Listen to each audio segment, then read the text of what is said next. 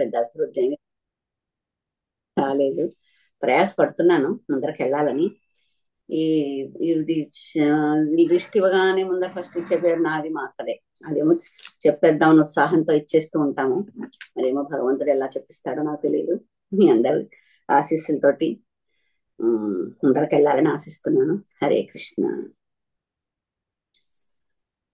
ఈరోజు నేను చెప్తున్నది 3వ స్కందంలో 15వ అధ్యాయము. అయితే అసలు ముందరగా ప్రార్థన చేసుకుని భగవంతుని, శిక్షా గురువుల్ని అందరినీ తలుచుకుని ముందరికి వెళ్దాము. ఫస్ట్ గా ముందర శిక్షా గురువు శ్రీ హృషికేశ్ దాస్ ప్రభుజీ, రేవతి మాతాజీ, రాణి మాతాజీ, గోవర్ధన ప్రభుజీ, రఘునాథ్ ప్రభుజీ, వీళ్ళందరికీ పాదావందనాలు చేసుకుంటూ పంచాంగ ప్రణామాలు అర్పించుకుంటూ వీళ్ళందరి ఆశీస్సుల వల్లే వాళ్ళందరూ చెప్పింది విని ఏమన్నా మేమందరూ చెప్పడానికనే ఉద్దేశంతో మేమందరికి వచ్చాను. వాళ్ళందరూ ఆశీస్సులు నా మీద ఉన్నాయని ఆశిస్తున్నాను. హరే కృష్ణ. నారాయణం నమస్కృత్య నరం చైవ నరోత్తమం దేవీం సరస్వతీం వ్యాసం తతో జయముదీరయేత్. కృష్ణాయ వాసుదేవాయ దేవకీ నందనాయ చ ప్రణతక్లేశనాశాయ గోవిందాయ నమో నమః. కృష్ణాయ వాసుదేవాయ దేవకీ నందనాయ చ నందగోపకుమారాయ గోవిందాయ నమో నమః. నమో పంకజనాభాయ నమో పంకజమాలినే నమో పంకజనేత్రాయ నమస్తే పంకజాంగ్రినే. నష్టప్రాయేషు అభద్రేషు నిత్యం భాగవత సేవయా భాగవత్పుత్తమ శ్లోకే భాక్తిర్భవతి నైష్ఠికీ.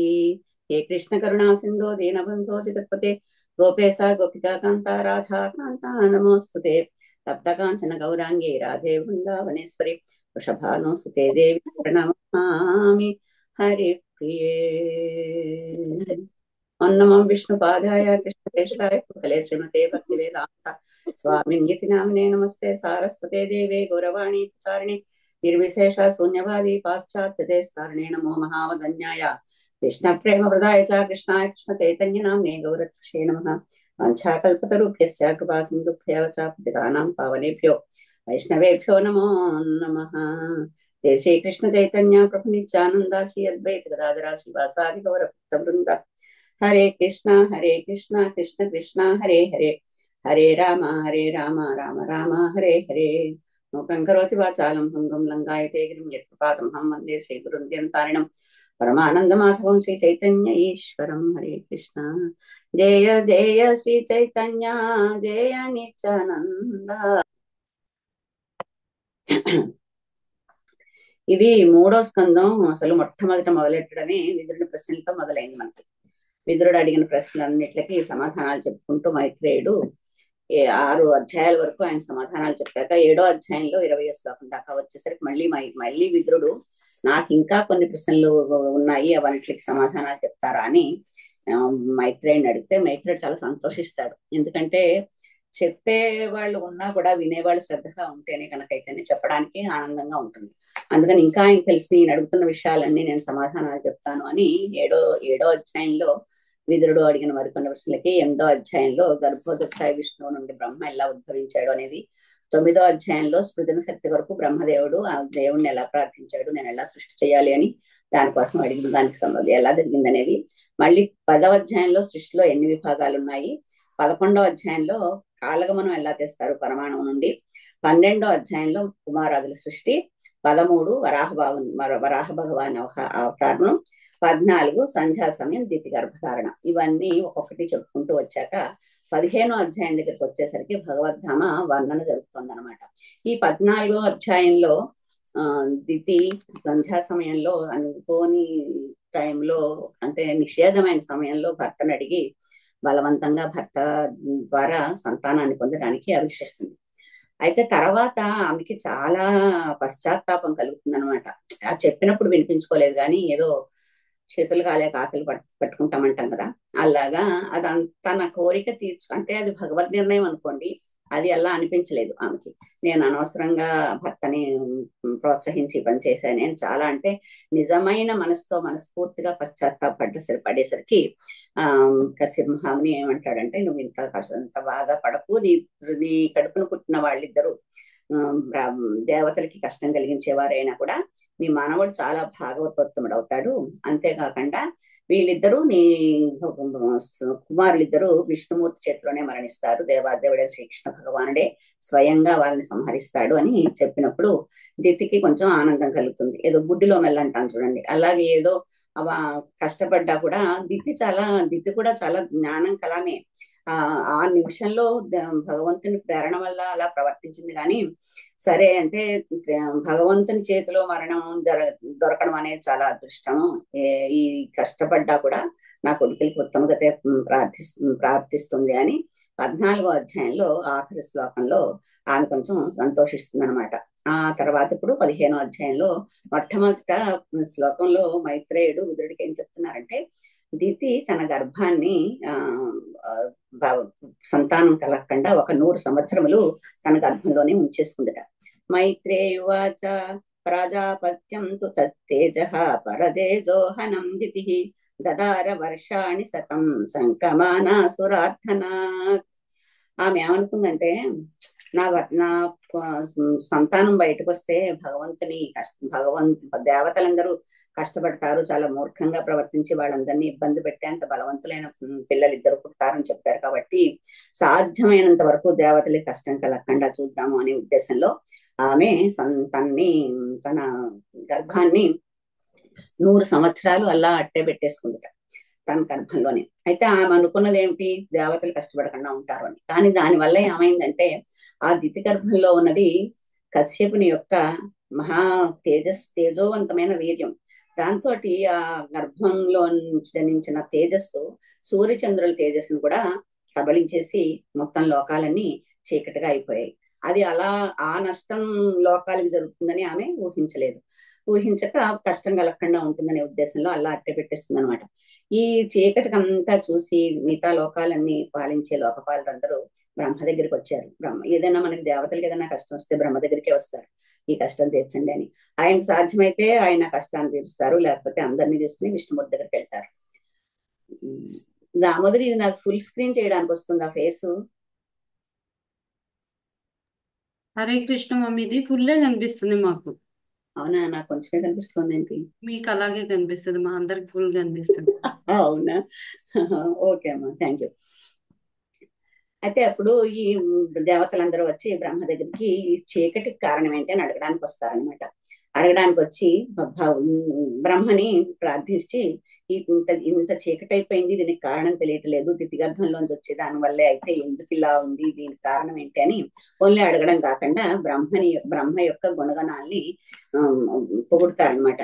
నువ్వు ఎప్పుడు ఏం జరుగుతుందో అన్ని నీకు బాగా తెలుస్తూ ఉంటాయి కదా, అందుకని ఇప్పుడు ఏం జరుగుతుందో కనుక్కో ఒకసారి, ఎందుకంటే నీకు కాల ప్రభావం నీ మీద ఉండదు కాబట్టి నీకు అర్థం కావట్లేదు ఈ చీకటి సంగతి అంతాను.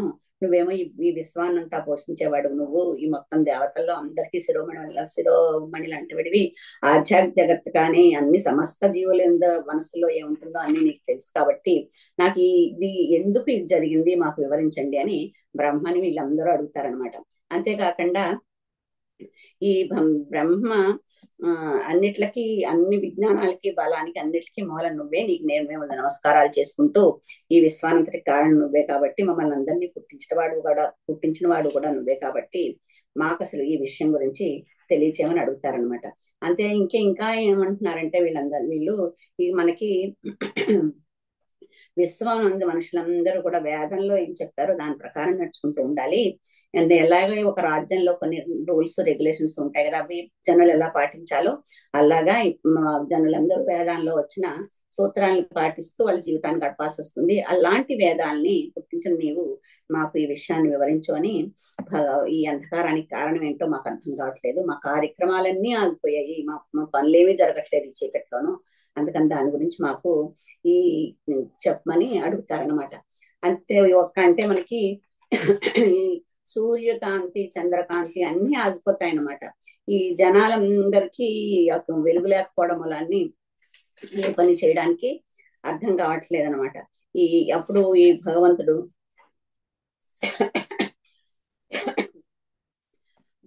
మనం జనరల్ గా మనకు శాస్త్రజ్ఞులు ఏమనుకుంటారంటే, ప్రతి లోకంలోనూ ఒక సూర్యుడు ఉంటాడు అనుకుంటారు. కానీ ఈ ఉన్నది ఒకటే సూర్యుడు, ఆ సూర్యుడి మీద కాంతి ఆగిపోవడం వల్లే మొత్తం లోకాలన్నీ చీకటిపై అనమాట. ఎలా అయితే చంద్రుడు సూర్యకాంతి నుంచి పరావర్తనం తీసుకుని మనకి చంద్రుడు స్వయం ప్రకాశకుడు కాదంటాం కదా, సూర్యకాంతే చంద్రుడు వచ్చి చంద్రుడు వెలుగు పొందుతాడు అనుకుంటారు కదా. అలాగా ఈ సూర్యకాంతి అన్ని లోకాలు పరావర్తనం చెంది మిగతా లోకాలన్నీ కూడా కాంతి పోస్తూ ఉంటుంది అనమాట. అందుకని మన శాస్త్రజ్ఞులు అనుకుంటున్నట్టు సూర్యుడు ఒకటి కాదు, అన్ని లోకాలకి తలో సూర్యుడు ఉన్నాడనే విషయం మనకి ఇక్కడ తెలుస్తుంది అనమాట. అయితే ఇప్పుడు ఈ అడిగిన దానికి బ్రహ్మ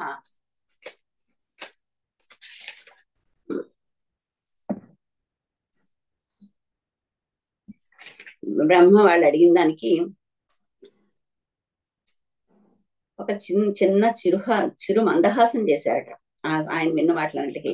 ఇందులో రథరాణి మాతాజీ చెప్పినప్పుడు ఆయన ఎందుకు నవ్వాడంటారు అని మన అడిగారు. మనకు తోచిన కారణాలు ఏవో మనం చెప్పాము, కానీ ఆవిడ అది కాదని వేరే కారణం చెప్పారు. అది ఎక్కడ ఉందో నాకు దొరకలేదు. మీకు ఎక్కడైనా నోట్స్ ఎవరైనా రాసుకుంటే ఆ విషయం నాకు కూడా చెప్పండి తర్వాత, ఎందుకంటే నాకు రికార్డింగ్ 32 శ్లోకాల తర్వాత నుంచే దొరికింది. కానీ చాలా బాగా గుర్తుంది. బ్రహ్మ ఎందుకు నవ్వినట్టు వీళ్ళు అడిగిన దానికి చిన్న చిరుమందహాసం చేశాడు అని అంటున్నారు. ఎందుకు అని దానికి వివరణ ఆవిడ ఇచ్చారు, అది నాకు దొరకలేదు. మీరు ఎవరి దగ్గర ఉంటే తర్వాత చెప్పండి. అయితే అప్పుడు ఇతను ఏమంటున్నారంటే బ్రహ్మదేవుడు, మీరు అడిగింది బాగానే ఉంది, కానీ నేను ఇప్పుడు ఆ గర్భంలో తిథి గర్భం వల్లే చీకటి వచ్చిందని మీరు అనుకుంటున్నారు, కానీ అది ఎందుకు వచ్చిందనే విషయం చెప్పాలంటే నేను అసలు అది అలా ఆ తిథి గర్భంలోకి దైత్యులు రావడానికి అవసరం ఏం కలిగింది అనే విషయాన్ని మీకు చెప్తేనే వీళ్ళు మీకు ఇది ఎందుకు సంభవించింది అనే విషయం మీకు అర్థమవుతుంది అని మొట్టమొదట బ్రహ్మ చెప్తున్నాడు అనమాట. మీకంటా అందరికంటా ముందర సనక సనాదులని 4 కుమారులు జన్మించారు నా మానసపుత్రుల కింద. సనక సనాతన సనందన సనత్ కుమారులు. వీళ్ళు మీకంటా అందరికంటా ముందు పుట్టారు. పుట్టిన తర్వాత నేను వాళ్ళని ఈ జీవ ఉత్పత్తి గురించి అడిగితే వాళ్ళు లేదు, మేము దానికి ఒప్పుకోము, మేము భగవద్ని గురించే ప్రార్థిస్తాము, ఈ పనులు మేము చేయము అని వాళ్ళు నిరాకరించారు. వాళ్ళు ఆ దేవుని మీద భక్తితోటి అది ఉన్న మూలాన్ని, వాళ్ళకి ఏ కోరికలు లేని మూలాన్ని, వాళ్ళు ఇంద్రియ భోగ కోరికలు అసలు ఏమీ లేనందువల్ల వాళ్ళు ఆనందంగా ఎక్కడైనా పర్యటించే, ఎక్కడైనా తిరిగే అవకాశాన్ని వాళ్ళు పొందుతారనమాట. అటువంటిప్పుడు వాళ్ళు అన్ని లోకాలు తిరుగుతూ ఏ లోకానికైనా వెళ్ళే అవకాశం వాళ్ళకు ఉంటుంది. అలాంటి వాళ్ళు ఒకసారి భక్తి యోగం ప్రచారం చేయడానికి ఇష్టంగా వాళ్ళు ఎక్కడ పడితే వెళ్తూ ఉంటారనమాట.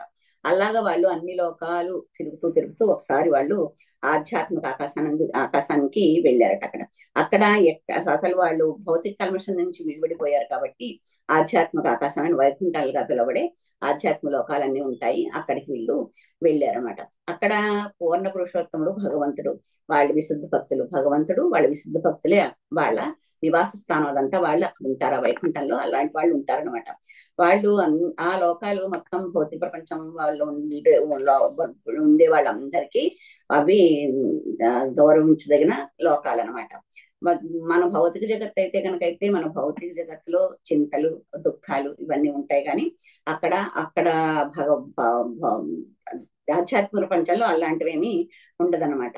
మనకి అత్యున్నత లోకం మొదలు పాతాళ లోకం వరకు కూడా ఏ లోకంలో కూడా మనుషులు చింతాగ్రస్తులే ఉంటారు, దుఃఖంతో ఉంటారు. ఎందుకంటే ఈ ఆధ్యాత్మిక ఈ లోకంలో ఉన్న భౌతిక లోకంలో ఉన్న వాళ్ళందరూ కోరికలతోటి ఇంద్రియ భోగాల గురించి దాని గురించి అదే ఆ కోరికలు పెంచుకుంటూ ఉంటారు. కాబట్టి భౌతిక ప్రపంచంలో ఇంద్రియాల మీద కోరికలు పెంచుకుంటూ పోతే కనుకైతే అవి అసలు అలా అవిరాళంగా వస్తూనే ఉంటాయి. అది ఒకటి తీరిన తర్వాత ఒకటి ఎందుకని వాళ్ళకి దుఃఖానికి కారణం అవుతూనే ఉంటుంది.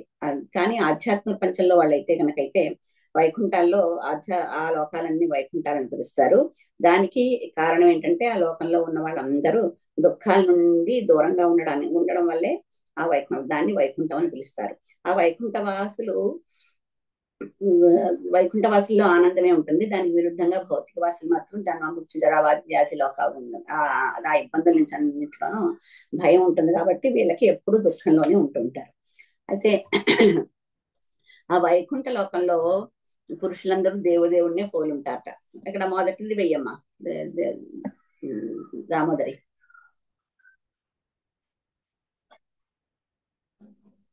ఈ వైకుంఠ లోకంలో అందరూ దేవదేవుడిని పోలుంటారు, అంటే చతుర్భుజులుగా ఉంటారు. వాళ్ళందరూ కూడా చతుర్భుజులుగానే ఉంటారనమాట. ఇది దాన్ని ఏమంటారంటే మొత్తం మోక్షాలు 5 రకాలు ఉంటాయి. అది ఒకటి సారూప్య, సామీప్య, సాలోక్య, సారిష్ట. ఇదిగో ఈ అక్కడ ఉన్న వాళ్ళందరూ చాలా ఆనందంగా ఉంటారనమాట. వైకుంఠంలో ఉన్న వాళ్ళందరూ ఎప్పుడూ ఆనందంగానే ఉంటారు, భగవంతునితో ఉంటారు.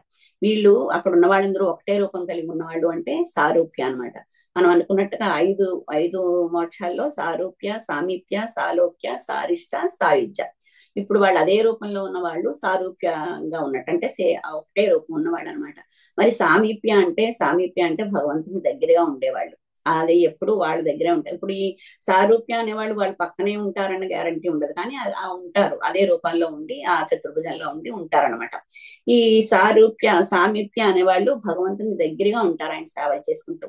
ఇంకా సాలోక్య అంటే అదే లోకంలో ఉంటారు, కానీ ఆయన రూపంలో ఉండరు, ఆయన దగ్గరగా ఉండరు. మనం దీన్ని చెప్పుకోవాలంటే, ఉదాహరణ చెప్పుకోవాలంటే మన సాఫ్ట్వేర్ దంపతుల్ని చెప్పుకోవచ్చు.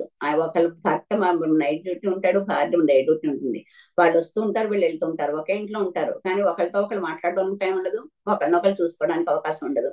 అలాగా సాలోక్యం అంటే లోకంలో ఉంటారు, కానీ ఎప్పుడు ఆయన దర్శనం అవుతుంది అనేది తెలియదు అనమాట. సారిష్ట అంటే ఆయనకున్న ధనవంత అష్టైశ్వర్యాలు అంటాం కదా, అలాంటివి ఆయనకున్న ఐశ్వర్యాలన్నీ వీళ్ళకు ఉంటాయి.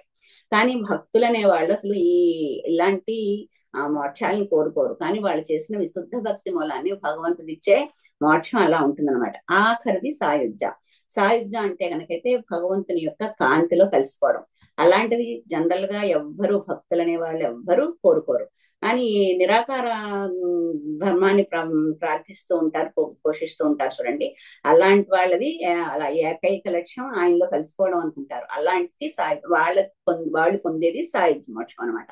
అయితే ఇక్కడ వీళ్ళు వాళ్ళ ఎప్పుడు కూడా హరిసేవలోనే ఉంటారు.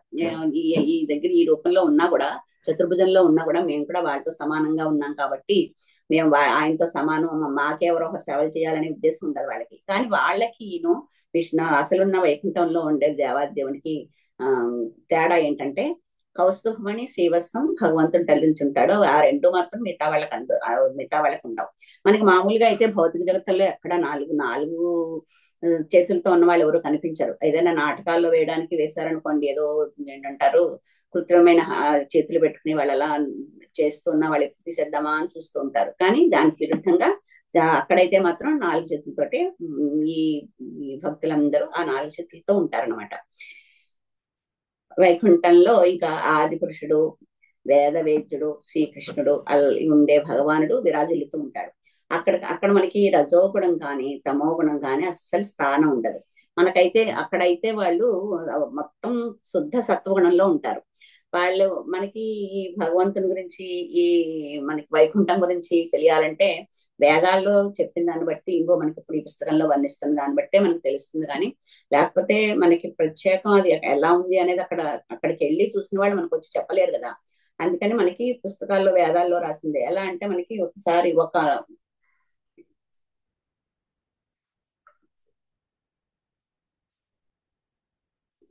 విమానాల్లో వెళ్ళలేని వాళ్ళు ఉంటారు చూడండి. ఒకవేళ అంతా దండం పెట్టుకుని విమానం వెళ్ళలేమో అనుకున్నారనుకోండి, వాళ్ళు విమానం గురించి తెలియాలంటే ఎవరైనా వెళ్ళొచ్చిన వాళ్ళు చెప్పడమో, లేకపోతే పుస్తకంలో దాని గురించి రాసించడమో తెలుస్తుంది. ఇప్పుడైతే గూగుల్ సెర్చ్ వచ్చేసింది, ఎక్కడ పడితే అక్కడ ఏం కావాలి అంటే దాని గురించి చెప్పేస్తున్నారు. కానీ అలాగే మనకి వైకుంఠం గురించి తెలియాలి అంటే వేదం ప్రకారం అయితేనే తెలుస్తుంది. కానీ వేదాల్లో వర్ణించిన దాన్ని బట్టే కానీ ప్రత్యేకంగా చూసి వచ్చిన వాళ్ళు మనకి చెప్పలేరు.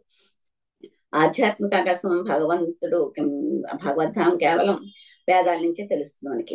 ఈ భౌతిక జగత్తులో అయితే సత్వగుణం, రజోగుణం, తమోగుణం ఈ 3 గుణాలు ఉంటాయి కాబట్టి ఉంటాయి. కానీ ఆధ్యాత్మిక ఆకాశంలో అలాగా ఓన్లీ సత్వగుణమే ఉంటుంది. ఈ రజోగుణ తమో గుణాల ప్రభావం అసలు చిన్న పిసరు కూడా ఉండదు అనమాట.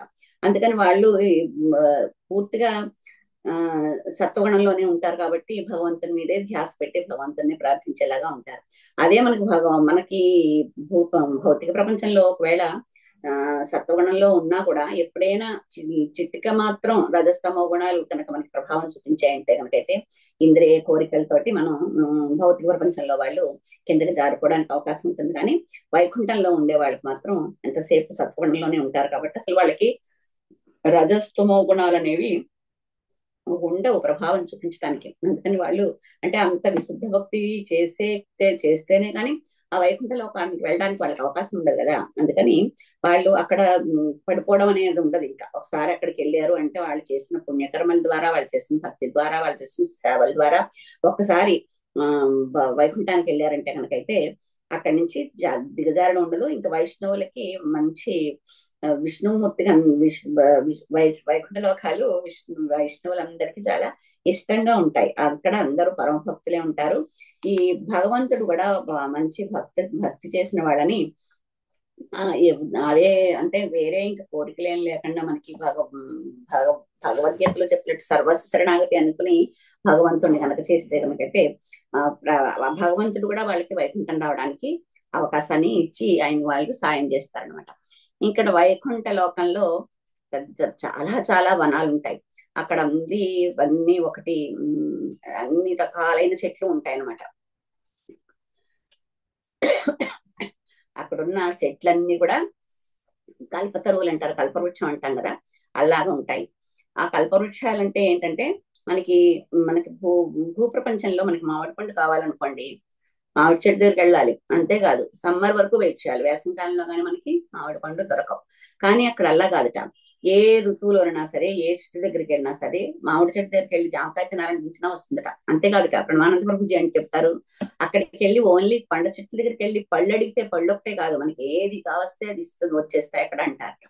అది వింటే నాకు కోరిక కలిగింది. మన ఇంట్లో ఒక చెట్టు ఉందనుకోండి, అలాగా వెళ్ళి శుభ్రంగా ఈ వంట గింట అక్కర్లేకుండా బాబు ఈ ప్రసాదం నేను దేవుడికి పెట్టుకుంటాను, ఆ ప్రసాదం దేవుడికి పెట్టేసి హాయిగా నిశ్చింతగా కూర్చోవచ్చు. పప్పులు లేవు, ఉప్పులు లేవు, అది లేదు ఇది లేదని ఆలోచించక్కర్లేకుండా అలా అనిపించింది. కానీ అక్కడ భగవద్ధామంలో అలా ఉన్నా కూడా అక్కడ ఉన్న వాళ్ళందరికీ అసలు ఆ కోరికలే ఉండవంటే, ఇప్పుడు మనం ఇక్కడికి వెళ్తే ఇది అడిగితే ఏది వస్తుంది అనే భావన అసలు వాళ్ళకు ఉండదన్నమాట.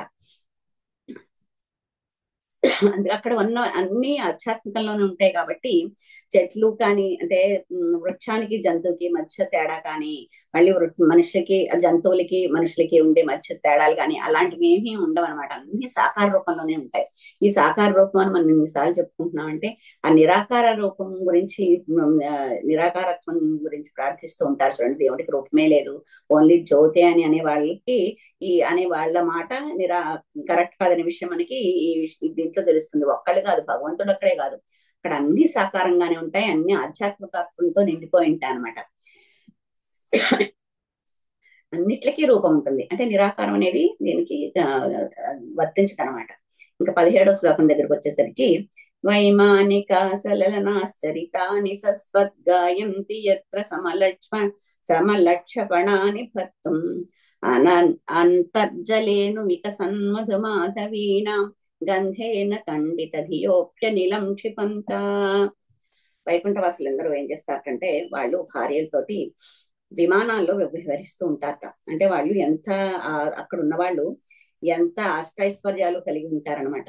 అందమైన ఒక్కొక్కరికి ఒక జట్టు విమానం అనుకోండి, అందరూ అంతగా ఉంటారనమాట. కానీ అక్కడ వాళ్ళు ఏమంటే అన్ని ఐశ్వర్యాలు వైకుంఠవాసాలకు వాసుల దగ్గర ఉంటాయనే విషయం మనకి ఇక్కడ తెలుస్తోంది అనమాట. కానీ మనకి ఇక్కడ భూప్రపంచంలో మనకి ఏమన్నా కావాలి అంటే చాలా కష్టపడాలి. ఎంతో కష్టపడితే కానీ ఐశ్వర్యం రాదు. ఆ వచ్చిన ఐశ్వర్యం కూడా మనకి నిలబెట్టుకోవడం కూడా కష్టం అనిపిస్తుంది అనమాట.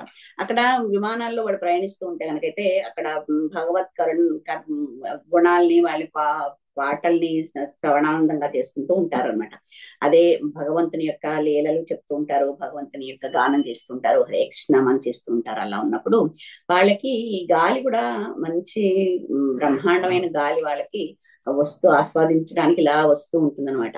ఆ వచ్చిన గాలిట పుష్పాల యొక్క సుగంధాన్నే కాకుండా అందులో ఉన్న మకరందాన్ని కూడా మోసుకొస్తుందిట. మనకి మామూలుగా గాలి వేస్తే మనకి ఈ నైట్ క్వీన్ కానీ లేకపోతే మల్లి కానీ సొంతం కానీ ఇవన్నీ కనుక ఉన్నట్టయితే కనుక దాని నుంచి వచ్చిన గాలి ఆ పువ్వుల్లో ఏమైతే వాసన ఉందో అది మనకు తీసుకొస్తుంది.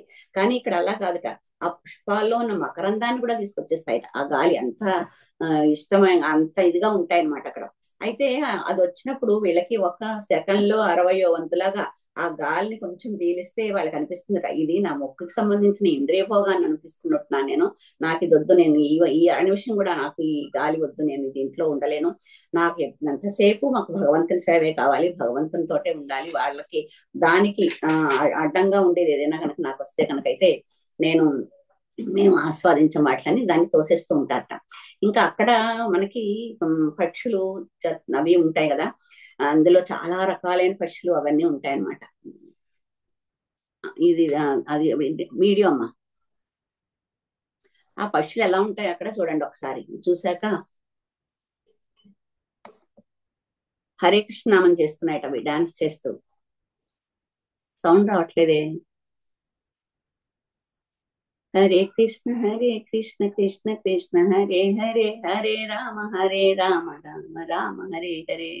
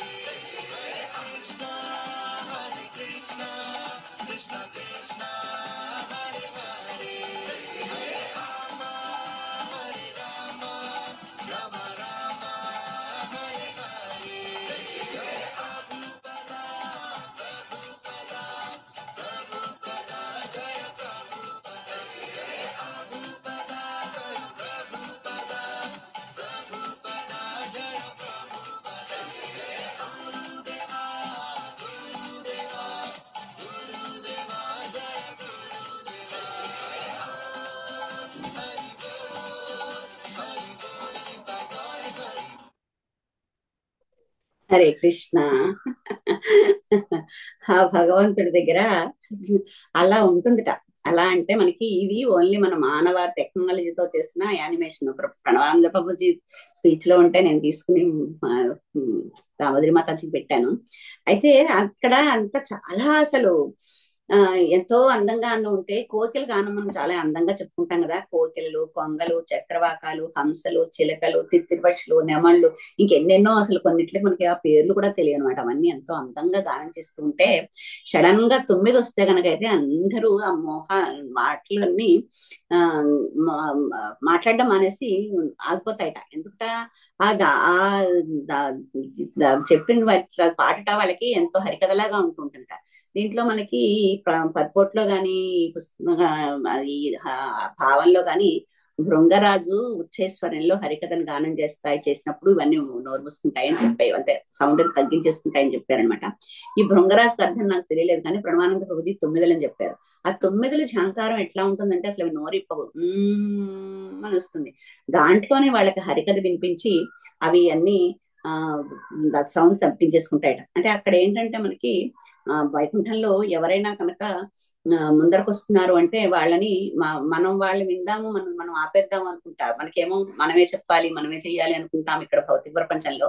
అలా కాకుండా అక్కడ ఎవరైనా చెప్తుంటే కనుకైతే వాళ్ళు తగ్గిపోయి మిగతా వాళ్ళు ఏం చేస్తున్నారో చూద్దాం అనుకుంటాయట.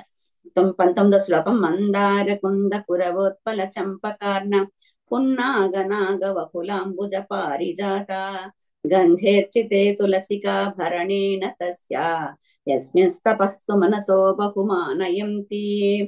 మందారము, కుందము, కురవకము, ఉత్పలము, చంపకము, అర్ణము, పున్నాగము, నాగకేసరము, వకుళము, పద్మము, పారిజాతము ఇవన్నీ కూడా దివ్య సుగంధాలే వస్తూ ఉంటాయి. వీటిలన్నిటిలో ఇందులో కొన్ని మనకి ఎలా ఉంటాయని కూడా భూలోకంలో కొన్ని తెలియదు.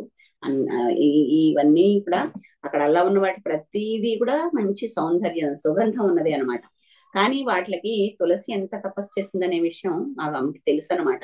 అందుకని అవి భగవంతుడు ఆ తులసి మాల వేసుకుని వెళ్తూ ఉంటేట అవన్నీ సుగంధాలు అన్నీ కూడా వాళ్ళు వెనక్కి తీసేసుకుంటాయట. ఎందుకట ఆ తులసి యొక్క సుగంధం భగవంతునికి దేవాదేవుడైన భగవంతుడు పూర్తిగా ఫుల్ గా ఆస్వాదించాలి అంటే మన అది వెళ్ళి మన సుగంధం వెళ్ళి ఆయన్ని ఇబ్బంది పెట్టకూడదు అని ఆ తులసి దానితోటే ఆయన అనుభూతి పొందారు. ఎందుకంటే తులసి మాత అంత తపస్సు చేసింది అని వాళ్ళు దాని సుగంధం అంతా వెనక్కి తీసేసుకుంటారట. అదే మనకి భౌతిక ప్రపంచంలో అయితే కనుకైతే ఎవరైనా ముందరికి వెళ్తున్నారంటే మనమే ముందరికి వెళ్ళాలనిపిస్తుంది. ఒకసారిట ప్రభుపాదుల వారి దగ్గరికి విదేశంలో అందరూ చాలా మంది కలవడానికి వచ్చారట. కలవడానికి వచ్చి ఒక్కొక్కళ్ళు కలిసి వాళ్ళ విజిటింగ్ కార్డ్స్ అన్ని వరుసగా ఇలా పెట్టేసి వెళ్ళిపోయారట. ఒక అతను ఆఖరి దాకా ఉండిపోయాట. ఏంటా అని అడిగితే అతను ఏం కావాలి నీకు అంటే అతను అట్టడుగు నుండి విచిత్రంగా తీసి పైన పెట్టేట. ఎందుకుట? అతను స్టేజ్ ఇలా ఉందిట, ఆయన ఇక్కడ తీసుకురావాలట.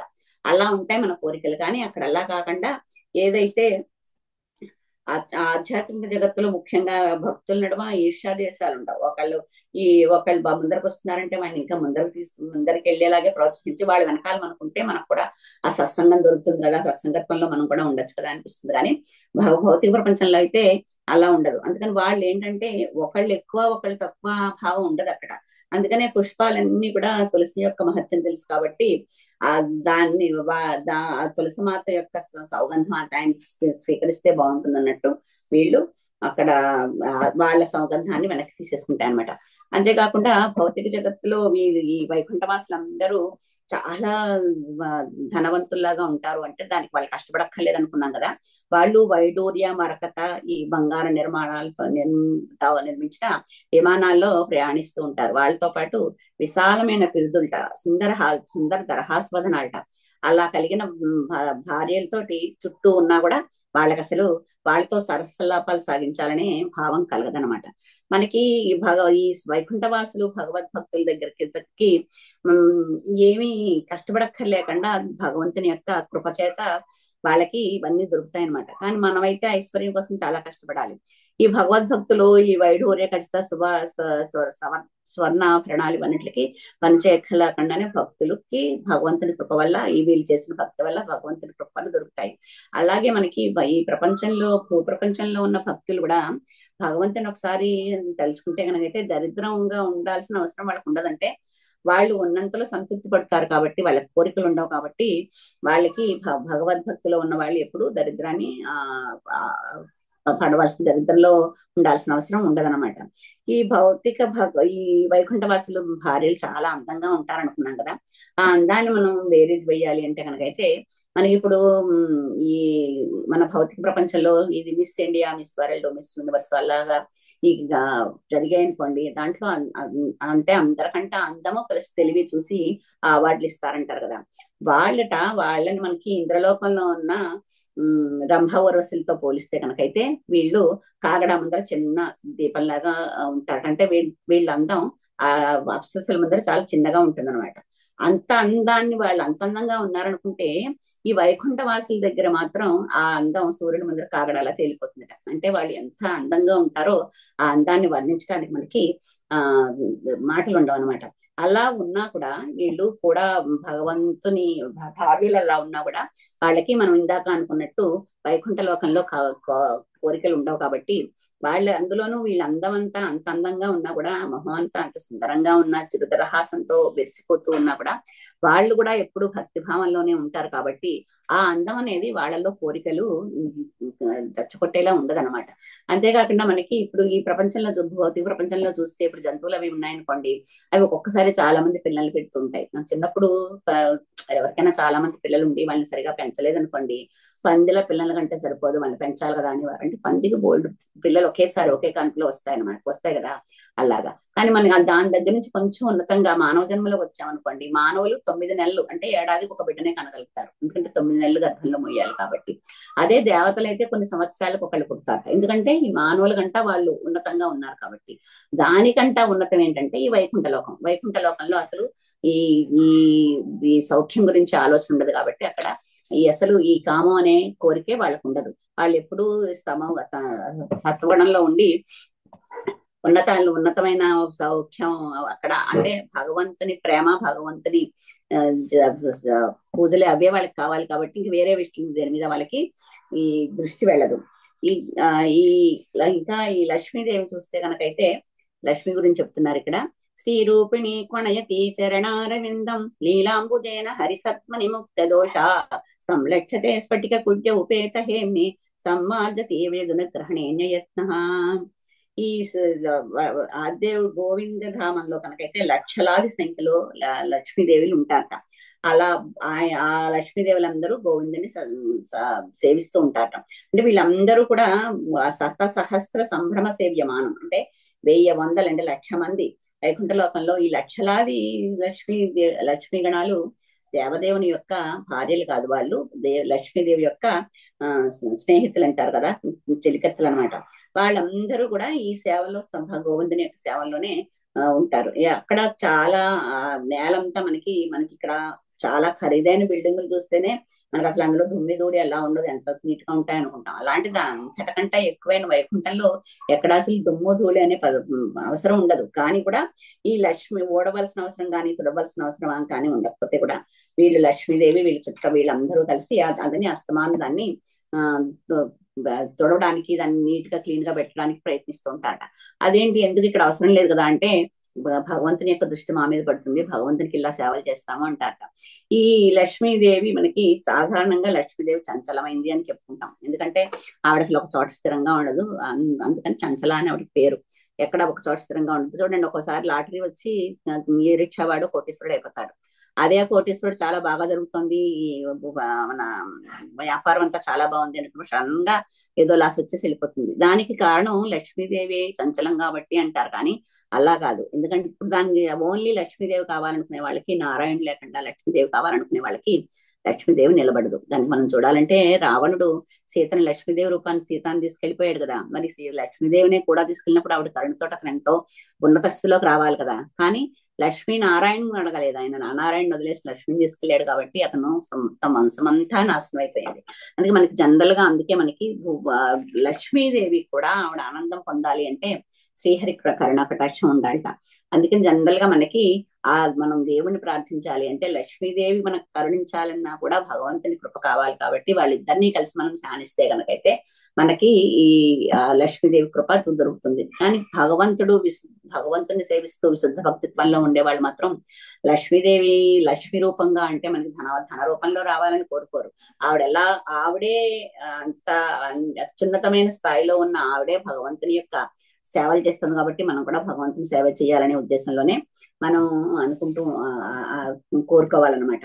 ఇంకా ఈ లక్ష్మీదేవి ఎంతో అందంగా ఉంటుంది కదా, అలా అంత అందంగా ఉన్నా కూడా భర్త ఒకసారి దగ్గరికి వచ్చి ముద్దు పెడితే కనుకైతే ఆ మొహం అంతా అరుణారణంగా అయిపోయి కవులు చెప్తూ ఉంటారు, అరుణరంగం వచ్చేసింది అని. అంటే ఈ సూర్యాస్తమైన సూర్యోదయాల్లో ఉండే రంగు ఉంటుంది కదా, అలాగా ఆ సిగ్గుతోటి ఆ పులకింతలతోటి మొహం అలా అయిపోతుంది. ఆ మొహం ఆవిడ అక్కడ ఉద్యానవనంలో తిరుగుతూ ఆ భర్త వచ్చి మనకి నన్ను చూపిస్తాడు అని ఆలోచిస్తుంటే అలాంటిమైన సుందర మొహాన్ని ఆవిడ నీటిలో ఆవిడ రూపం అలా చూసుకుంటూ ఉంటుందట.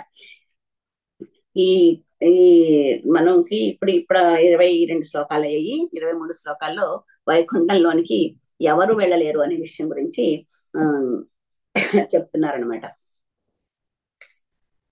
ఈ భక్తుల గురించి, భక్తులు మాట్లాడడం గురించి, భక్తి గురించి కాకుండా వేరే ఏదన్నా గ్యాసిక్స్ అంటాను చూడండి, అలా గ్యాసిక్స్ మాట్లాడే వాళ్ళు ఈ భగవద్ధామాన్ని చేరలేరు అని ఈ బ్రహ్మ వాళ్ళని దేవతలందరికీ చెప్తున్నాడు అనమాట. ఈ వైకుంఠవాసం గురించి అంతా వర్ణించి చెప్పిన తర్వాత ఎలాంటి వాళ్ళు వైకుంఠం రాలేరు అంటే ఈ భగవంతుని యొక్క మాటలు కాకుండా వేరే మాటలు ఏమన్నా మాట్లాడుతుంటే కనుకైతే వాళ్ళు భగవద్ధామాన్ని చేరలేరు అని చెప్తున్నారు. ఇక్కడ ఒక చిన్న కథ చెప్దాము. ఈ ఎందుకు అంటే ఆ గ్యాస్ చెప్పుకుంటే అంత నష్టమా, ఏమవుతుంది, అన్ని 24 గంటలు మనం భగవంతుని గురించే మాట్లాడతామా అని అనుకున్నాం అనుకోండి. దానికి అది అలా కాకుండా మనం వేరే వాళ్ళ గురించి సరిగా తెలియకుండా మాట్లాడితే జరిగేది ఏంటి అంటే, ఒక రాజ్యంలో ఒక రాజు ఉంటాడట. ఆ రాజు చాలా బాగా యజ్ఞాలు యాగాలు అవన్నీ చేస్తూ ఉంటాడట.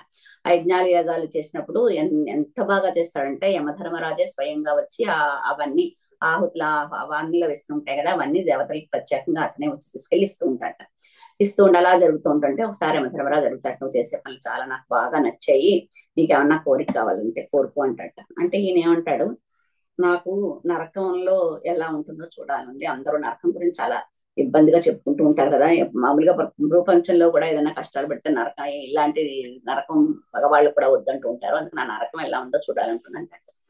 అంటే యమధర్మరాజు ఏమంటాడు, అది జరగని పని, శరీరంగా నరకానికి ఎలా తీసుకెళ్తాను, నిన్ను తీసుకెళ్ళనంటే కాదు మరి నువ్వు నాకు వరణిస్తా అన్నావు కదా, నాకు ఇదే వరం కావాలంటట. అంటే తీసుకెళ్తే ఇంకా అక్కడ చూస్తే అన్ని ఏవో మనం చెప్తుంటారు కదా, నూనెలో వేయించారు, మంటల్లో కాల్చేశారు, అన్ని చూసుకుంటూ వెళ్తుంటే ఒక చోట ఒక 15-20 మంది మేక గొద్దెల్ని కొండగా చేస్తూ ఉంటారట. అదేంటి అని అడిగితే అసలు ఏమైందంటే ఈ రాజు అన్ని బాగా చేస్తూ ఉంటాడు కానీ అందరినీ హేళన చేయడానికి ఇష్టపడుతూ ఉంటాడు అనమాట. ఎవరినైనా హేళన చేసి వాళ్ళు బాధపడుతుంటే నవ్వుతూ ఉంటాడు అనమాట.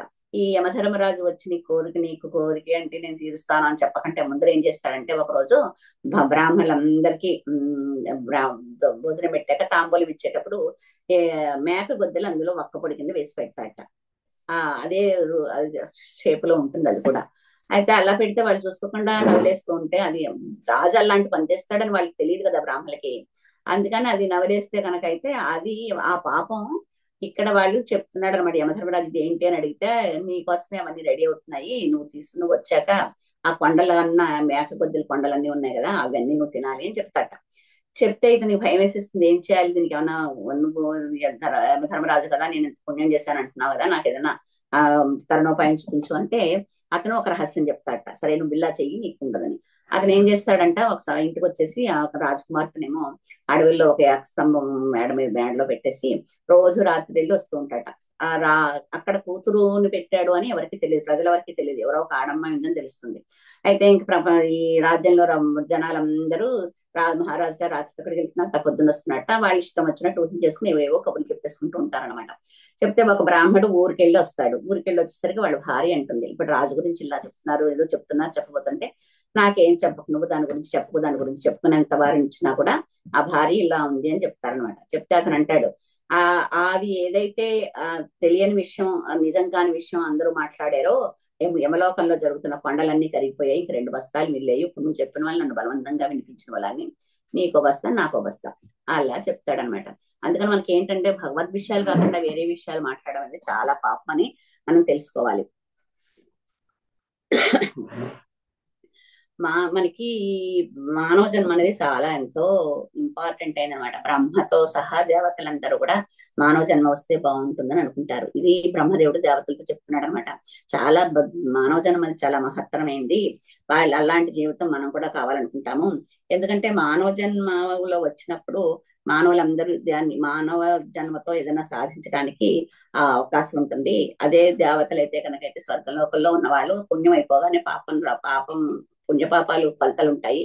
పాపం అయిపోగానే మళ్ళీ మానవ లోకానికి రావాలి, పుణ్యం అయిపోగానే మళ్ళీ మానవ లోకానికి రావాలి. కానీ మానవ జన్మ అనేది ఈ మిగతా దాంట్లో ఈ జ్ఞానాన్ని పెంపొందించుకోవడానికి కానీ, భక్తిని పెంపించుకోవడానికి కానీ, భగవంతుని యొక్క సేవ చేయడానికి కానీ అవకాశం ఉండదు. అలాంటి మానవ జన్మలో ఉండి ఈ భగవద్భక్తిని చేయకపోవడం అంటే చాలా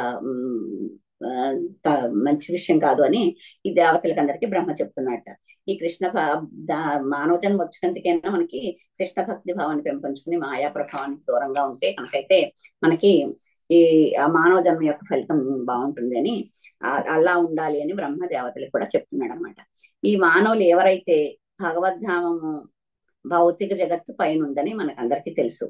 అయితే లక్షలాది, అలాగే కూడా ఆ భూలోకం పైన లక్షలాది ఉన్నత లోకాలు ఉన్నట్లానే ఆధ్యాత్మిక లోకం కూడా ఆధ్యాత్మిక ఆకాశంలో కూడా కోట్ల కొలది లోకాలు ఉన్నాయట. అట్టి ఆధ్యాత్మిక దేవతల స్థానానికి అన్నిటికంట పైన ఉందని బ్రహ్మదేవుడు చెప్తున్నాడు వీళ్ళందరికీ. అలాంటి ఉన్నత లోకాల్లో ఉన్న దేవతలు గుణాలు మానవ గుణాలతో కనుక పోల్చి చూస్తే కనుకైతే చాలా ఉన్నతంగా ఉంటాయట. భక్తుని గుణాల లక్షణాలు 26 చైతన్య మహాప్రభు చరితామృతంలో చెప్తున్నారు. భక్తుని ఎలా ఉంటే వైకుంఠానికి చేరతారని.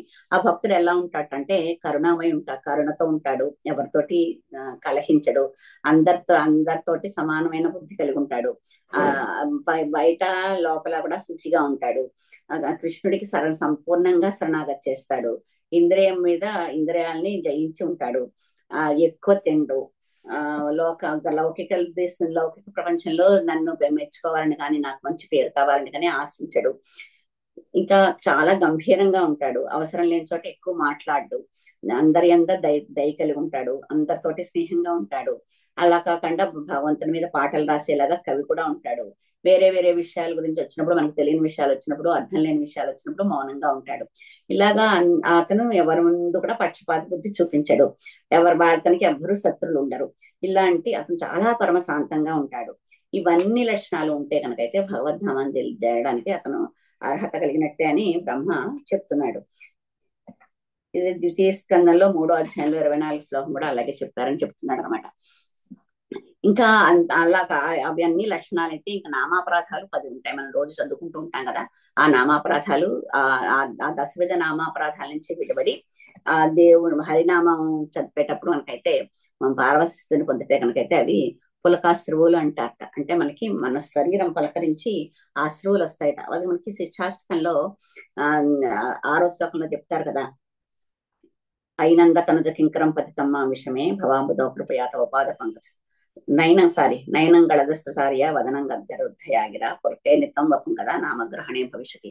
అంటే మనకి ఆ భగవంతుని యొక్క సేవ చేసినప్పుడు, భగవంతుని యొక్క స్మరణ చేస్తున్నప్పుడు అది ఆ మనస్సు పులకరించిపోతే ఆ పులకరింతలో శరీరం వణుకుతూ గొంతు గద్గదం అయిపోయి కన్నీళ్ళు వచ్చేస్తాయిట. అది ఆ విషయం ఈ శ్లోకంలో బ్రహ్మ చెప్తున్నాడు దేవతలందరికీ ఇవి లక్షణాలు అని.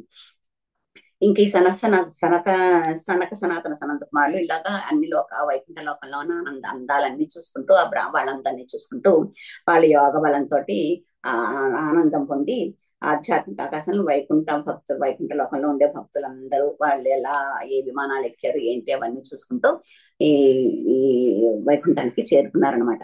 అక్కడ అందరికంట శ్రీకృష్ణ భగవానుడే అధికంగా ఉన్నాడనే విషయం అక్కడ వాళ్ళకి అర్థమైంది. అక్కడ ఆ భగవంతుడే విశ్వగురు అని అందరూ వర్ణిస్తుంటే విన్నారు. సమస్త భౌతిక ఆధ్యాత్మిక సృష్టిలోనూ అతనే లోకాలకు అతనే వందనీయుడని, ఇవన్నీ వీళ్ళకి స్వయం అక్కడ విమానాలన్నీ స్వయం ప్రకాశలే ఉన్నాయి. ఇవన్నీ చూసుకుంటూ వీళ్ళు వైకుంఠానికి వచ్చారనమాట.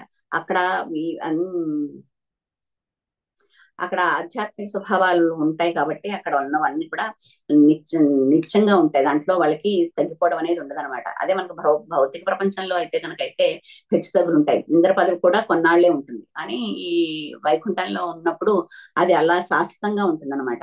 అన్ని మన శ్రీకృష్ణుడి యొక్క విస్తారాలైన మాధవుడు, నారాయణుడు, ప్రద్యుమ్నుడు ఇవన్నీ నామాలు ఉన్న వాళ్ళే మిగతా లోకాలన్నీ కూడా పాలిస్తూ ఉంటారనమాట. అలాగా ఆ లోకానికి వీళ్ళు యోగ బలంతో వచ్చారు. ఏంటి సనకాదృష్టులు ఆధ్యాత్మిక ఆకాశానికి మనకు ఆ యోగ బలం అనే బలంతో వాళ్ళు అక్కడికి చేరారని చెప్తున్నారు అనమాట. యోగ సిద్ధి ఉంటే కనుకైతే మనుషుడు ఎంతైనా తేలిగ్గానే అయిపోతారు, బరువుగానే అయిపోతారు అనమాట. అంటే అష్టసిద్ధులు ఉంటాయి కదా, అష్టాంగ యోగం సిద్ధి అంటుంది.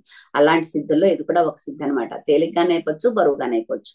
వీళ్ళు అత్యంత తేలిగ్గా అయిపోయి వైకుంఠ లోకానికి వెళ్ళారనమాట.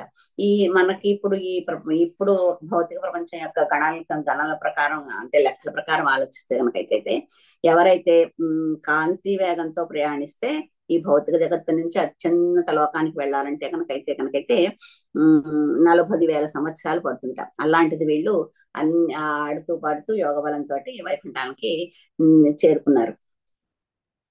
ఈ సనకసనందులు వైకుంఠపురంలో 6 ద్వారాలు ఉంటాయట. 6 ద్వారాలు దాటి 7వ ద్వారం దగ్గరికి వచ్చారట. ఈ 7 అనేది ఎందుకు మరి అంత గొప్పదో అంటే, సప్త సముద్రాలు అంటారు, సప్త ఋషులు అంటారు, సప్త వర్ణాలు అంటారు. ఇలాగా అక్కడ కూడా 7 ద్వారాలు ఉంటాయి. 7 ద్వారాల్లోనూ 6వ ద్వారం అయ్యి 7వ దగ్గరికి వచ్చేసరికి అక్కడ జయ విజయులు ఉంటారు ఇద్దరు.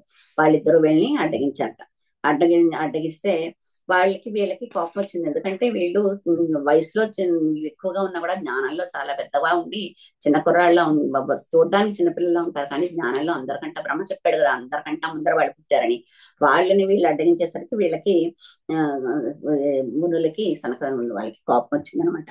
వాళ్ళు ఎలా ఉన్నారంటే జైవీజులు కేయూరాలు గద్దలు వాళ్ళకి కూడా 4 చేతులు ఉంటాయి కదా, 4 చేతులు ఉండి కుండలాలు, వజ్రాలు, కిరీటాలు చేసి చాలా అందంగా అలంకృతం అయి ఉన్నారట వాళ్ళు. కానీ వాళ్ళు వంకర తిరిగిన కనుబొమ్మలు ఉన్నాయట, వికిస్తమైన ముక్కు పుటలుండి ఎర్రగా కళ్ళు ఉన్నాయట. అందుకని వాళ్ళు కొంచెం కోపంగా ఉన్నట్టు వీళ్ళకి అర్థమైందట. కానీ వాళ్ళు ధరించిన పూల మాత్రం తాజా పుష్పాలతో తయారయ్యి వాళ్ళు దాని మీద భ్రమరాలన్నీ వెళ్తూ ఉన్నాయట. అయితే వీళ్ళకి మునుల్ని వాళ్ళు అడ్డగించేసరికి వాళ్ళు అసలు 6 ద్వారాలు ఏమి భేదం లేకుండా ఎవరు అడ్డగించకుండా వచ్చేసారు కదా. అవన్నీ ఆ గుమ్మాలన్నీ కూడా బంగారంతో, వజ్రాలతోటి అలా ఉంటే అసలు అవన్నీ వాళ్ళు పరిశీలించుకోలేదట. ముందరకెళ్తున్నామని 7వ ద్వారం దగ్గరికి వచ్చేసారట. అక్కడ దాకా ఇష్టానుసారంగా వచ్చేసారనమాట, ఎవరు అడ్డగించకుండా. కానీ ఇక్కడికి వచ్చేసరికి ఈ 7వ ద్వారం దాటడానికి ప్రయత్నించేసరికి ఈ ద్వారపాలకులు వాళ్ళని అడ్డగించారు. అయితే అప్పుడు అవి ఈ చేతిలో సోలాల్లాగా ఉంటాయి, వీళ్ళ పెట్టేస్తారు, గుమ్మానికి అడ్డంగా పెట్టారనమాట. అలా అయ్యేసరికి వాళ్ళు మామూలుగా చిన్నపిల్లలు, ఆ వయసుకున్న పిల్లలు అయితే కనుకైతే వాళ్ళు ఏడ్చేవాళ్ళేమో. మన చిన్నపిల్లలు చూడండి, వద్దన్న పని అంటే ఏడుస్తారు కదా, కానీ వీళ్ళు జ్ఞానవంతులు, చూడడానికే చిన్నపిల్లలు కానీ చాలా జ్ఞానవంతులు కదా, అందుకని మమ్మల్ని అడ్డగిస్తారా అని వాళ్ళని దండించడానికి సంసిద్ధమైపోయారట. వాళ్ళు ఎందుకంటే ఈ మహామునులు ఎక్కడికైనా వెళ్ళే అవకాశం వాళ్ళకు ఉంటుంది. ఈ సన్యాసులు అనే వాళ్ళు ఎవరిని ఎక్కడ ఆపడానికి ఉండదు అనమాట. సాధు మహాత్ములు ఎవరైనా గృహం దగ్గరికి వస్తే వాళ్ళని అడ్డగించడానికి ఉండదు. అలాంటి వాళ్ళని వీళ్ళు అడ్డగించేసరికి వాళ్ళకి ఆ సనక సనందాలకి ఆ మునులకి కోపం వచ్చిందనమాట. వీళ్ళు నలుగురు బ్రహ్మ యొక్క తొలి సంతానం అని చెప్పారు కదా, బ్రహ్మే చెప్పారు అది. మిగతా వాళ్ళందరూ కూడా శివునితో సహా తర్వాత జన్మించిన వాళ్ళే. అలాంటి వాళ్ళందరూ కంటే మిగతా వాళ్ళందరూ కూడా వీళ్ళకంట చిన్న వయసు ఉన్న వాళ్ళే లెక్క అనమాట. అలాంటప్పుడు ఈ మన వైకుంఠానికి వెళ్ళేటప్పుడు సాధు పురుషులను ఎక్కడ అడ్డగించకూడదు. అలా అయినా కూడా తలవని తలంపుగా ద్వారపాలకులు వీళ్ళ ప్రవేశాన్ని అడ్డగించారు. అది చాలా చేయకూడని పని అనమాట అది. అందుకని ఎందుకంటే నారాయణుడు కూడా ఇలాంటి వాళ్ళని, మునుల్ని ఎప్పుడు వాళ్ళు వచ్చిన వాళ్ళని ఆహ్వానించాలని, వాళ్ళకి సేవ చేయాలని అనుకుంటూ ఉంటాడు. ఆ విషయం తెలిసి కూడా వీళ్ళని అక్కడ అడ్డగించేసరికి వీళ్ళకి కోపం వచ్చింది. వీళ్ళ కోపం వచ్చి ఇంకా వాళ్ళ కళ్ళు ఎర్రబడిపోయి వీళ్ళని ఎలా చెయ్యాలి, వాళ్ళకి ఏం చెయ్యాలి అని ఎందుకంటే ఈ భగవాన్ ఆధిక్యం మహిమలు ప్రచారం చేయడం తప్ప సన్యాసాశ్రమంలో ఉన్న వాళ్ళు వేరే పనేమీ లేదు అసలు. ఆ ముందరే అన్నారు కదా, మేము వేరే పని చేయం, భగవంతునే ప్రార్థిస్తాం, భగవంతునే చూసుకుంటామని. అలాంటి వాళ్ళని వీళ్ళకి అడ్డగించేసరికి, అంటే వాళ్ళు ఎక్కడికైనా వెళ్ళొచ్చు, దానికి అసలు అంటే నిరోధమే లేదు వాళ్ళకి. అలాంటి వాళ్ళని వీళ్ళు అడ్డగించేసరికి వీళ్ళకి వాళ్ళు ఎలాంటి వాళ్ళు ఏమిటో అర్థం కావట్లేదు అనమాట. దేవదేవుడు దేవుణ్ణి చూడడానికే వచ్చారు. అంతవరకు వాళ్ళు బ్రహ్మజ్యోతిని బ్రహ్మ ద్వారా విన్నది నిరాకార బ్రహ్మం గురించే వాళ్ళు ఆలోచించారు. కానీ ఆయన వర్ణన విని బ్రహ్మ ద్వారా వర్ణన విని చూడడానికి వచ్చారనమాట. దానికి అలాంటప్పుడు ఈ ప్రసాదంలో లోపలికి వెళ్ళకుండా అడ్డగించేసరికి వాళ్ళకి చాలా కోపం వచ్చి ఈ కోపం వచ్చింది. కానీ వాళ్ళు సాధు పురుషులు కదా, వాళ్ళకి ఎందుకు కోపం రావాలి, వాళ్ళ కోపం రాకూడదు కదా అంటే, మరి వాళ్ళు ఎదురుగుండా వాళ్ళు చేసిన పని బట్టి వీళ్ళకి కూడా వచ్చింది. ఎందుకంటే వీళ్ళు భగవత్ సేవ చేయడానికి వచ్చినప్పుడు ఆ సేవ చేయకుండా కదా వాళ్ళు అడ్డం పడ్డారు. అందుకని వీళ్ళకి కోపం వచ్చింది. కోపం వచ్చిన తర్వాత వీళ్ళు వాళ్ళ గురించి ఆలోచిస్తున్నారు. ఎవరి గురించి? ఈ దైవీజులు ఎవరైతే వీళ్ళని అడ్డగించారో వాళ్ళ గురించి ఆలోచిస్తున్నారు అనమాట. వీళ్ళిద్దరూ ఎవరు, అసలు ఈ వైకుంఠంలో ఎందుకున్నారు, ఈ భగవద్ధామంలో శత్రువులు ప్రవేశించడానికి అవకాశం ఉండదు కదా, మరి దేని గురించి వీళ్ళు భయపడుతున్నారు, మన లోపలికి ఎందుకు వెళ్ళనివ్వటం లేదు, వీళ్ళు అసలు వీళ్ళు ఎవరి గురించి, ఎవరిని చూసి వీళ్ళు అసూయపడుతున్నారు, వీళ్ళిద్దరూ అసలు వైకుంఠంలో ఉండాల్సిన వాళ్ళు కాదు అనుకుంటాను, వీళ్ళు కపటులై ఉండొచ్చు. అలాంటి కపటత్వం ఉంటేనే వేరే వాళ్ళని అనుమానించి వేరే వాళ్ళని లోపలికి వెళ్ళకుండా చేస్తారు అని, తమ ప్రవేశాన్ని అందుకే వీళ్ళు అడ్డగించారు అని వాళ్ళు అనుకుని, అయితే హరి విరోధ్ అయితే వైకుంఠంలో ప్రవేశించలేడు, కానీ అలాంటి వాళ్ళని అయితే వాళ్ళు అడ్డగించవచ్చు. అలా కాకుండా హరి గురించి తపస్సు చేసి హరి గురించి చూద్దాము అని వచ్చినప్పుడు వీళ్ళని అడ్డగించడం చాలా తప్పని వాళ్ళకి కోపం వచ్చిందనమాట. ఎందుకంటే మనకి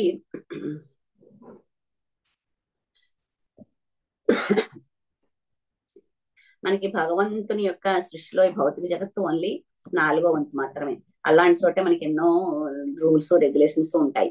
అలాంటిది అంత పెద్దగా ఉన్న చోట ఉన్న రూల్స్ ఉండొచ్చు, కానీ దాన్ని ఈ భగవంతుని సేవకుల్ని అడ్డగించే రూల్ అక్కడెక్కడ ఉండదు కదా. అలా వైకుంఠలోకం పూర్ణంగా ఉంటుంది, అసలు ఏం భయం అనేది ఉండదు. అక్కడ కాల ప్రభావం ఉండదు, అన్నిట్లకి దేహ సంపూర్ణంగా ఉంటుంది. అటువంటి చోట ఉండి ఏ భయంతో మమ్మల్ని అడ్డగించారు, ఎందుకు మమ్మల్ని అడ్డగించారు, వాళ్ళు ఎందుకు భయపడుతున్నారు అని వీళ్ళకి సంకసనందులా కోపం వచ్చిందనమాట. కోపం వచ్చి వాళ్ళు చేసిన పని తప్పు కాబట్టి వాళ్ళని స్థాపించడానికి రెడీ అవుతారు. వాళ్ళకి ఎలాంటి శిక్ష ఇవ్వాలి అంటే, వాళ్ళకి శిక్ష ఇచ్చినా కూడా వాళ్ళకి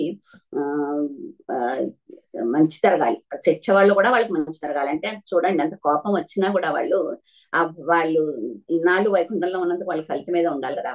అందుకని ఈ 3 శత్రువులు ఉంటాయి కదా, కోరిక, క్రోధము, కాము అని ఆ 3 శత్రువులు ఉన్న చోట వీళ్ళని మనసిస్తే కనుకైతే వాళ్ళు మళ్ళీ అక్కడి నుంచి ఆ శత్రుత్వం వాళ్ళ నుంచి విడిపెడితే కానీ మళ్ళీ వైకుంఠం రావడానికి అవకాశం ఉండదు. కాబట్టి ఆ 3 శత్రువులు ఉన్న చోట వీళ్ళని అక్కడికి వెళ్ళేలాగా వీళ్ళని శపిద్దామని వాళ్ళు అనుకుంటూ ఉంటారనమాట.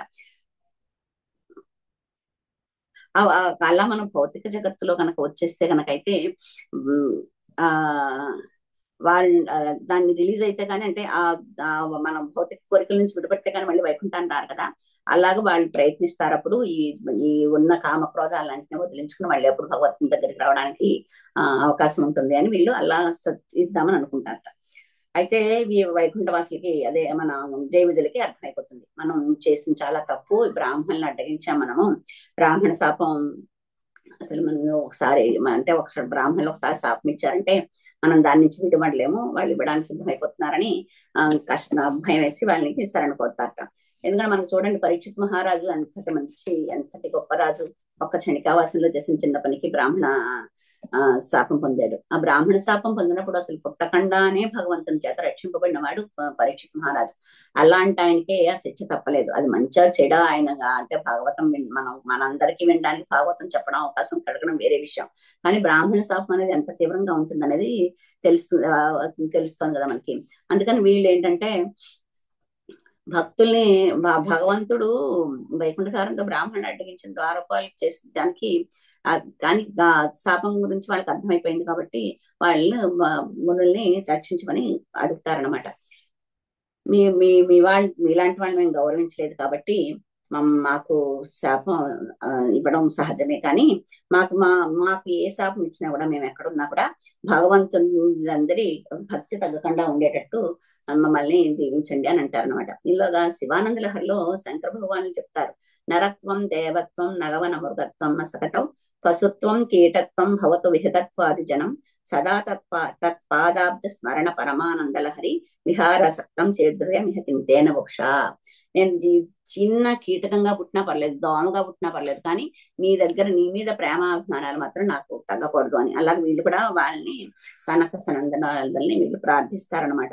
మాకు భగవత్ విస్మృతిని మాత్రం కలగకుండా చూడండి, మీరు ఏమి ఇచ్చినా కూడా మాకు ఒప్పుకుంటామేమో. ఆఖరికి భౌతిక జగత్తులో ఎలాంటి చోట మమ్మల్ని వేసినా కూడా మాకేం అభ్యంతరం లేదు, కానీ భగవంతుని మీద దృష్టి మాత్రం మాకు తగ్గకుండా చూడండి అని వాళ్ళు మునుల్ని శాపావకాశం ఏ శాపనిస్తారో భయం వేసి దానికి శాపం తగ్గించమని ప్రార్థిస్తారనమాట. ఈ విషయం ఇక్కడ ఏదో గొడవ జరుగుతోంది గేట్ లో గుమ్మం ముందర అని విష్ణుమూర్తికి తెలుస్తుంది. విష్ణుమూర్తి తెలిసి శీఘ్రంగా ఏం చేస్తాడు, మహామునులు ఆయనతోటి ఉన్న వాళ్ళందరితోటి కలిసి వీళ్ళ దగ్గరికి వస్తాడనమాట. గుమ్మం దగ్గరికి వస్తాడు ఆయన దగ్గరికి. ఈ అంటే ఇప్పుడు వీళ్ళిద్దరి మధ్య ఉన్న తగాదా వేరే స్టేట్ కి వెళ్ళిపోయేటట్టు అనిపించి వీళ్ళ దగ్గరికి విష్ణుమూర్తి వస్తాడనమాట.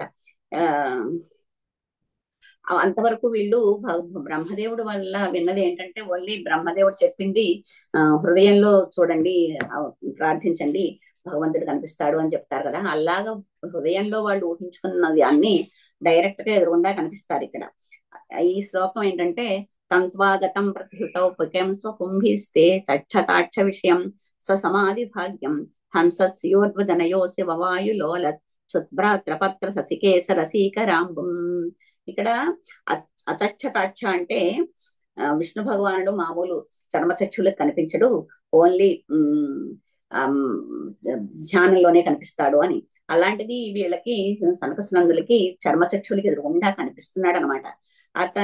ఎందుకంటే వాళ్ళు పరమ భాగవతులైన భాగ్యవంతులు కాబట్టి, పరమ భాగవతులు కాబట్టి వాళ్ళు విష్ణు రూపాన్ని చూడడానికి అర్హత పొందారు కాబట్టి వాళ్ళకి విష్ణుమూర్తి ఎదురుగుండా కనిపించాడు అనమాట. అసలు మామూలుగా ముఖాముఖి భగవంతుడు కనిపించడం అనేది చాలా జరగని విషయం. అలాంటిది విశుద్ధ భక్తులు మాత్రమే అలా చూడగలుగుతారనమాట.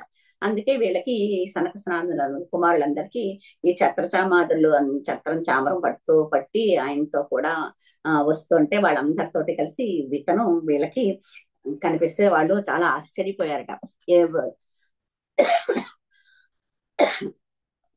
భక్తులు శ్యామసుందరుణ్ణి మనసులోనే హృదయాన్ని చూస్తారంటారు, కానీ ఎప్పుడు ముఖాముఖి కనిపించడం మాకు కనిపించండి వాళ్ళు చాలా ఆనందపడిపోతున్నారు.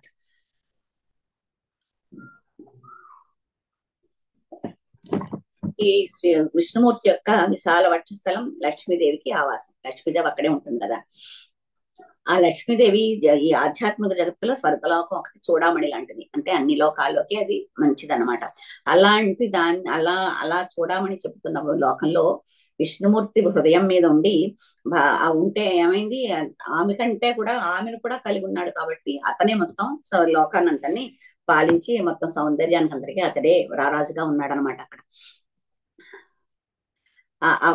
ఇంకా వీళ్ళు చెప్తే మనకి ఈ దగ్గర ఉన్న వీళ్ళు కూడా అంటే ద్వారపాలకులు కూడా విశుద్ధమైన భక్తులే, లేకపోతే భగవంతుని ధామంలో అక్కడ కాపలా ఉండే అవకాశం వాళ్ళకి ఎలా దొరుకుతుంది, దొరకదు కదా. వాళ్ళు కూడా వాళ్ళు కూడా భక్తులే. అందుకని కానీ విష్ణుమూర్తికి భక్తుల మీద ఏదైనా చేస్తే కనుక చాలా కోపం వస్తుంది. కానీ వీళ్ళు కూడా విశుద్ధ భక్తులే కాబట్టి వాళ్ళ మీద కూడా ప్రేమ చూపిస్తున్నాడు. వాళ్ళందరికీ కూడా సమభావం కలిగిన వాడు కాబట్టి వాళ్ళకి శిక్ష ఏం పడుతుందో ఏంటో చూడడానికని, ఏం చెప్తున్నారో వీళ్ళు చూడడానికని ఇక్కడికి వచ్చాడు అనమాట. మనకి లక్ష్మీదేవి కూడా ఉంది కదా ఇంతటి. ఈ భగవంతుడు ఈ భక్తులకి విశుద్ధ భక్తుల్ని చూస్తాడు, నిరాకారవాదుల్ని చూస్తాడు. నిరాకారవాదులకేమో వాళ్ళు నిరాకార బ్రహ్మతేజం ద్వారా ముక్తినిస్తాడు. సో మనకి ఈ విశుద్ధ భక్తులకి స్వర్గధామం వైకుంఠంలో మనకి అవకాశం కల్పిస్తాడు అనమాట. ఇక్కడ విష్ణుమూర్తి గురించి వీళ్ళు వర్ణిస్తున్నారు. భగవంతుడిని చూశారు కదా. ఈ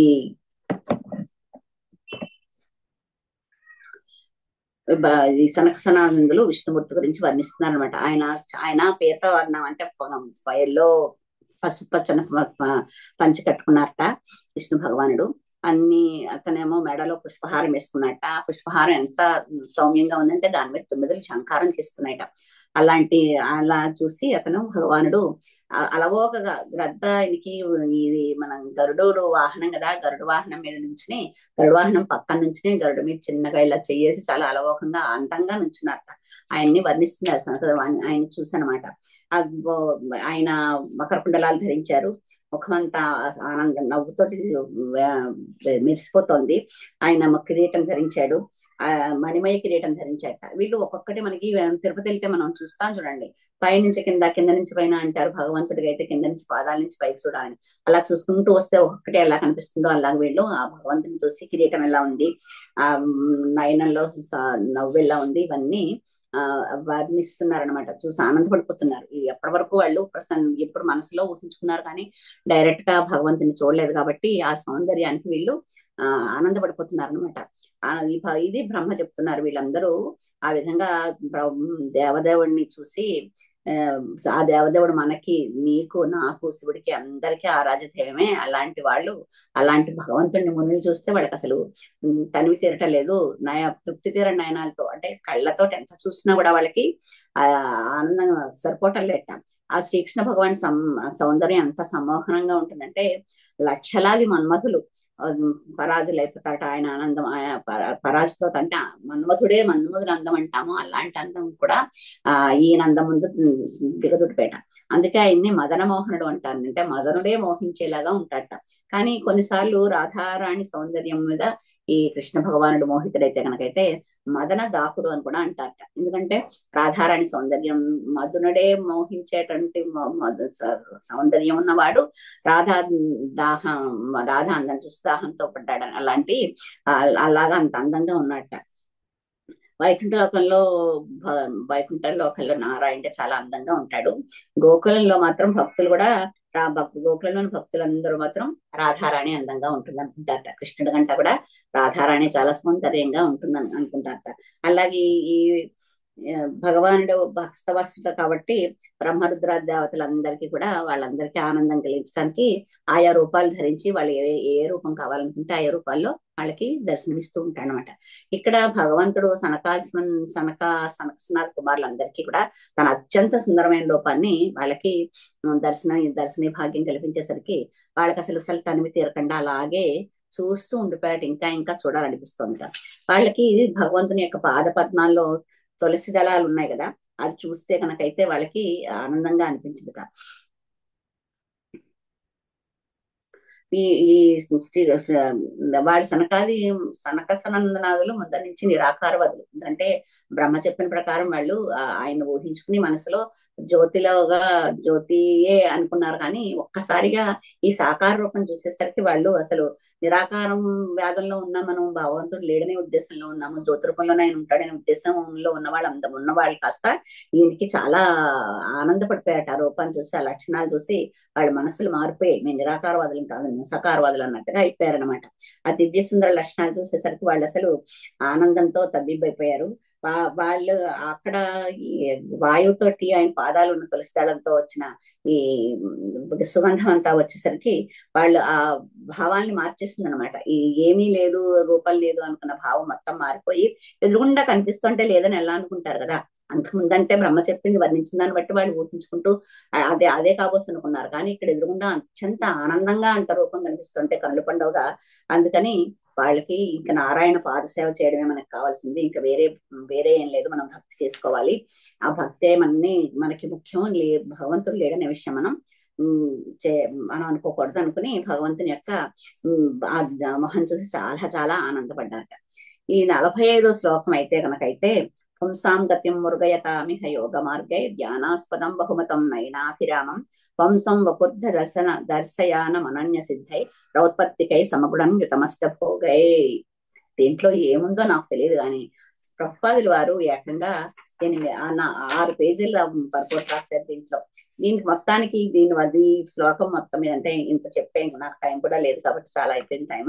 దీని వల్ల ఆయన చెప్తుంది ఏంటంటే కనుకైతే ఇంద్రియాలను భగవత్ సేవలో నియోగించడం ద్వారా పవిత్రకించినట్టయితే కనుక వ్యర్థ కలాపాల నుండి నిగ్రహించితే అప్పుడు భగవంతుడు మనకు దివ్య సేవ ఉండగలుగుతాము.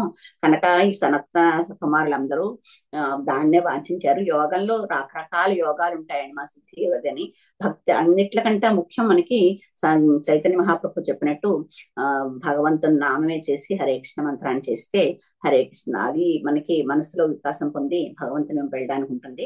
అందుకని వీళ్ళు సనందులు కూడా ఈయన చూసి ఈయన గుణగణాలను చూసి ఆయన రూపాన్ని చూసి వాళ్ళు కూడా ఈ ఇంద్రియ భోగాల మీద భౌతిక ప్రపంచంలో వాళ్ళకు కూడా ఇంద్రియ భోగాల మీద వెళ్ళకుండా భగవత్ సేవలో ఉంటే మంచిదనే విషయం వాళ్ళు అనుకుంటున్నారనమాట. ఇంకప్పుడు కుమారులు చెప్తున్నారు, కుమారభూచ అని నీవు అనంతుడమైనప్పటికీ కూడా మేము నిన్ను ముఖాముఖి చూసే అదృష్టం మాకు కలిగించావు. మా తండ్రి బ్రహ్మదేవుడి ద్వారా నీ గురించి విన్నా కూడా ఇప్పుడు వాస్తవంగా మాకు కనిపిస్తున్నావు. నువ్వు మాకు దేదీప్యమానంగా ఉన్నావు అని అంటున్నారు అనమాట. అన్ని రూపం చూపించినందుకు మాకు చాలా ఆనందంగా ఉంది అని.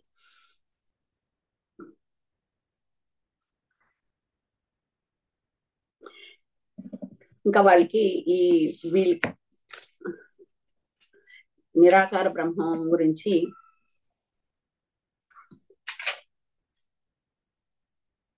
వీళ్ళు ఏం చెప్తున్నారంటే ఇంకా శుద్ధ సత్వగుణంలో నిరాకార బ్రహ్మము అంతర్యామ పరమాత్ముడు పూర్ణ పురుషోత్తముడు.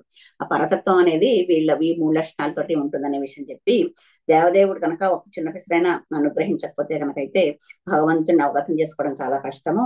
అతని కరుణ లేకపోతే ఎన్ని సంవత్సరాల్లో మనం కల్పన గావించినా కూడా ఆయన పరతత్వం అనేది ఏంటో మనకి అర్థం కాదు అని వీళ్ళు చెప్తున్నారనమాట. చెప్పి ముక్తులు కూడా 5 రకాలుగా ఉంటాయి. మనం అనుకున్నాం కదా, సాయుధ్య ముక్తి, సారూప్య ముక్తి ముందర మనం చెప్పుకున్నాము. ఆ పూర్ణ పురుషోత్తముడు శ్రీకృష్ణ భగవాన్ మంగళకర కర్మల్ని కీర్తించడం వాళ్ళ కోరికగా పెట్టుకున్నారు. ఇంకా భగవాన్ దివ్యధామం ఉన్న భక్తులు మాత్రం ఏనాడు పతనం చెందడం మనం అనుకున్నాం కదా ఇందాక. ఇంద్ర పదం నుంచి అయినా వెళుతారు కానీ భగవంతుని భక్తి భగవద్ధామంలో ఉన్నప్పుడు మాత్రం అది ఏమాత్రం పతనం చెందడని. అందుకనే ప్రతి ఒక్కళ్ళు కూడా విశుద్ధ భక్తుల యొక్క సాంగత్యంలో కృష్ణ యశస్సును శ్రవణం పొంది ఆయన్నే వినాలని మనకి ప్రభుపాదుల వారు ఈ పర్పోర్ట్లో చెప్తున్నారనమాట.